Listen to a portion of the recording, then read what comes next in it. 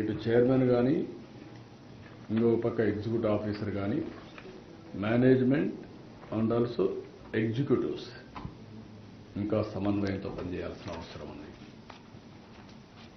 ఎక్కడ కూడా board members కూడా ఇక్కడ ఉన్నారు. మీ అందరి మీద ఎక్స్పెక్టేషన్స్ ఉన్నాయి. నేను చాలాసార్లు చెప్తున్నా, మీ యొక్క వ్యక్తిగతమైనటువంటి ఆలోచన విధానాలు దేవునికి అప్రతిష్ట తెచ్చే పరిస్థితి వస్తే అందరం కరెక్ట్ చేసుకోవాల్సిందే.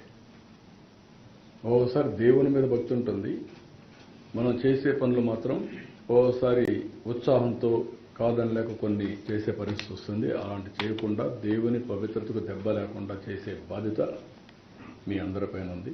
మీకు మనస్సాక్షి ఉంది, ఆ మనస్సాక్షిగా పనిచేయండి. అందరూ కలిసి అవసరమైతే మీరందరూ కూడా ఇన్వాల్వ్ అయ్యి ఒక్కొక్కరు ఒక బాధ్యత తీసుకొని ఒక సేవకులుగా మీరు సేవ చేయండి. పెత్తందారులుగా మీరు వచ్చి దేవుని దగ్గర చేస్తే మాత్రం చాలా చెడ్డ పేరు వస్తుంది. ఈ విషయాన్ని కూడా గుర్తుపెట్టుకోవాల్సిన అవసరం ఉంది. ఇవన్నీ నేను ఈరోజు చూసిన తర్వాత నా అబ్జర్వేషన్స్ ఇవి. దీని మీద చాలా స్పష్టంగా మరొక్కసారి ఇక్కడుండే అందరికీ విజ్ఞప్తి చేస్తూ ఈ పవిత్రతను కాపాడతామని భారతదేశంలోని ప్రజలందరికీ విజ్ఞప్తి చేస్తూ, రాష్ట్ర ప్రజానికానికి విజ్ఞప్తి చేస్తూ సెలవు తీసుకుంటున్నాం. అందరికీ నమస్కారం.